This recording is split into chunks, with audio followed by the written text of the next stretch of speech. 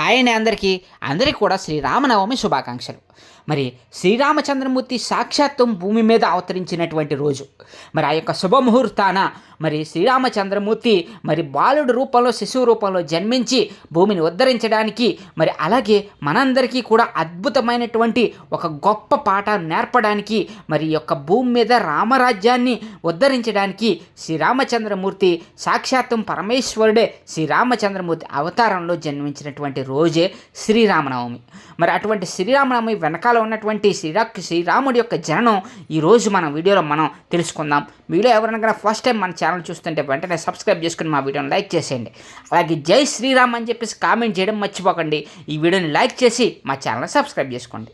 మరి శ్రీరామనవమి అంటే సాక్షాత్వం శ్రీ పరమేశ్వరుడు శ్రీరామచంద్రమూర్తి రూపంలో భూమి మీద అవతరించినటువంటి రోజు. పునర్వసి నక్షత్రం నవమి తిథి రోజున సాక్షాత్వం ఆ యొక్క పరమేశ్వరుడు అందరి యొక్క దేవతల అందరి యొక్క ఆశీర్వాదంతో భూమి మీద కౌశల్య యొక్క మరి ఆ యొక్క జననం కౌశల్య యొక్క గర్భం నుంచి మరి భూమి మీదకి వచ్చినటువంటి రోజు. అందుకే శ్రీరామచంద్రమూర్తి యొక్క జననం అనేది మామూలుగా ఉండదన్నమాట. మరి ఆ రోజు ఆ యొక్క భూమి మీద అయోధ్యరాముడు ఉద్భవించినటువంటి రోజున అయోధ్య మొత్తం కూడా ఎంతో ఆనందంగా ఉంది. మొత్తం ప్రకృతి మొత్తం కూడా రామచంద్రుడి యొక్క జననాన్ని ఆశీర్వదించి గొప్ప జననం జరిగిందని భూమి మీద ఒక మహాత్ముడు పుట్టాడని చెప్పేసి ప్రకృతి మొత్తం ఆనందించిపోయింది, పులకరించిపోయింది. అలాగే మొత్తం కూడా వాతావరణం కూడా చాలా చల్లగా మరి వేయడం మొదలుపెట్టింది. ప్రకృతిలో మార్పు మొదలైంది. శ్రీరామచంద్రమూర్తి యొక్క జననానికి దేవతలు అందరూ కూడా ఆశీర్వాదం లభించింది. మరి అలాగే భూమి మీద ఈ యొక్క శ్రీరామచంద్రమూర్తి యొక్క జననం నవమి తిథి రోజున పునర్వసు నక్షత్రంలో శ్రీరామచంద్రమూర్తి యొక్క జననం జరిగింది. దాన్నే మనందరం కూడా శ్రీరామనవమిగా చెప్పుకుంటూ ఉంటాం అన్నమాట. మరి అసలు శ్రీరామనవమి రోజున మనం చేయవలసినటువంటి పనులేంటో తెలుసా? మరి ప్రతి ఒక్కరు కూడా రాముణ్ణి స్మరించుకుంటూ జై శ్రీరామ్ అని నామాన్ని జపించుకుంటూ శ్రీరామ రామ రామేతి రమే రామే మనోరమే సహస్రనామ తత్తుల్యం రామనామ వరాన్నే అనేటువంటి ఆ యొక్క మంత్రాన్ని జపించుకుంటూ రామనవమిని జపించుకుంటూ శ్రీరాముడి యొక్క వెనకాల ఉన్నటువంటి అద్భుతమైనటువంటి రామాయణాన్ని ప్రతి ఒక్కరు కూడా చదవాలి. మరి యొక్క రామాయణంలో బాలకాండలో శ్రీరాముడి యొక్క జననం అనేది ఎంతో అద్భుతంగా రామాయణంలో ఉండేటువంటి బాలకాండలో శ్రీరాముడి యొక్క జననం చెప్పబడింది. మరి శ్రీరాముడి యొక్క జననం ఎంతో అద్భుతంగా ఉంది. భూమి మీదకి మరి సాక్షాత్తం శ్రీమన్నారాయణుడే శ్రీరాముడి యొక్క అవతారం తీసుకుని మరి ఆ యొక్క భూమి మీదకి కౌశల్యాదేవి యొక్క గర్భాన జన్మించడం జరిగిందనమాట.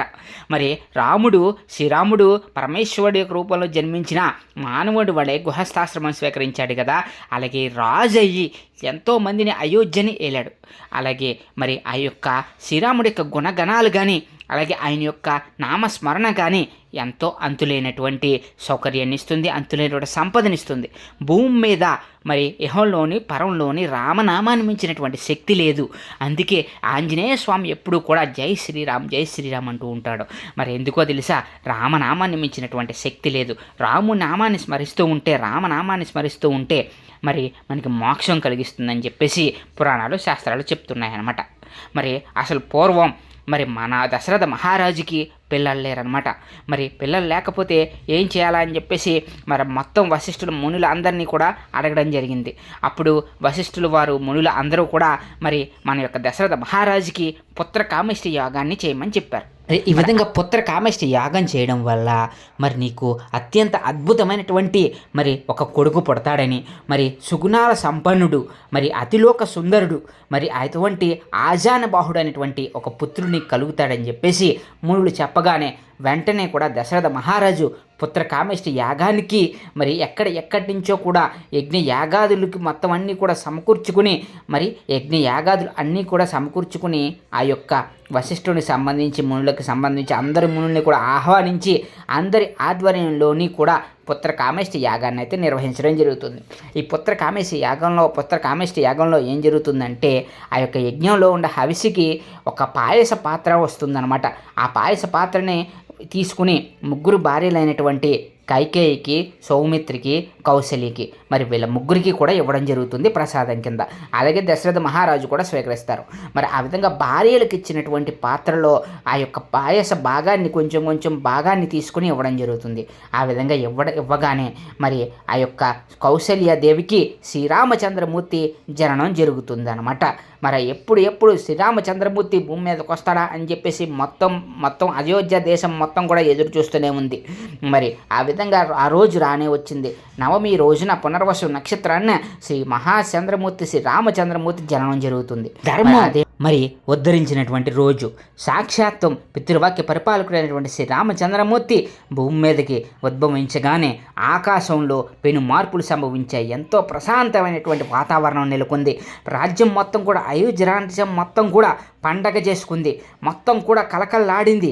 అప్పటి నుంచి కూడా అయోధ్య రాజ్యం మరి ఒక విధంగా చెప్పాలంటే శ్రీరామ జన్మం తర్వాత అయోధ్య అనేది ఎంతో అద్భుతంగా తీర్చిదిద్దబడింది.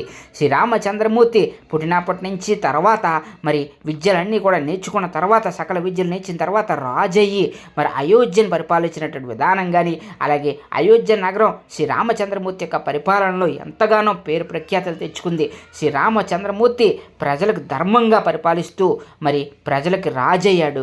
తండ్రికి పితృవాక్య పరిపాలకుడయ్యాడు. అలాగే తల్లికి కూడా ఒక గొప్ప కొడుకుగా చరిత్రలో లిఖింపజేశాడు శ్రీరామచంద్రమూర్తి. మరి అటువంటి రామచంద్రమూర్తి యొక్క జన్మమే శ్రీరామనవమిగా జరుపుకుంటూ ఉంటామన్నమాట.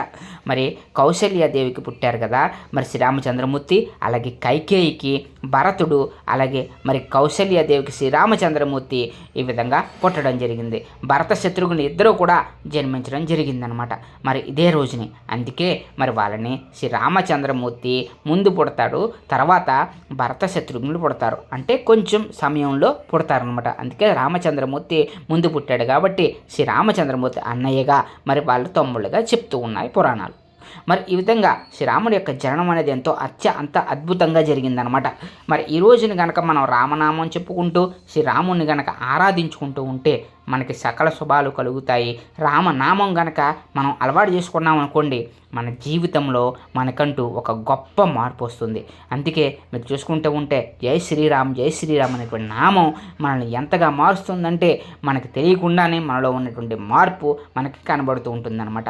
ఆధ్యాత్మికంగా శ్రీరామచంద్రమూర్తిని మనం ఆచరించడం వల్ల అలాగే మన శ్రీరామచంద్రమూర్తిని తలుచుకోవడం వల్ల మనం ధర్మపరులుగాను నిజాయితీ పరువులుగాను ఒక గొప్ప వ్యక్తిత్వం ఉన్న వ్యక్తిగాను మనం మారతామనడంలో ఎటువంటి సందేహం లేదు. దానికి రామాయణమే ఉదాహరణ. రామాయణంలో బాలకాండలో శ్రీరాముడి యొక్క జన్మం సంబంధించినటువంటి సర్గలు విన్నట్లయితే ఎంతో అద్భుతంగా ఆ యొక్క సర్గల్లో శ్రీరాముడి యొక్క జననాన్ని అయితే ఎంతో అద్భుతంగా వివరించడం జరుగుతుందన్నమాట. మరి ఈరోజే మనం సీతారాముల కళ్యాణం కూడా జరిగింది. అందుకే మనం భద్రాచలంలో కానీ ఒంటిమిట్ట రామాలయంలో కానీ ఎక్కడ చూసినా ఈరోజు మరి రాముడి వారి కళ్యాణం కూడా చేస్తూ ఉంటారు. అలాగే మీరు చూసుకున్నట్లయితే రాముడికి ఎంతో ఇష్టమైనటువంటి సలివిడి పానకం కూడా తయారు చేసి ఆ రోజు ఎంతో అత్యద్భుతంగా పానకాలు పంచుతూ ఉంటారు. మరి శ్రీరామనవమిని మరి మీరు ఎంతమంది సెలబ్రేట్ చేసుకున్నారో కామెంట్ సెక్షన్లో కామెంట్ చేసి మా ఛానల్ సబ్స్క్రైబ్ చేసి లైక్ చేసి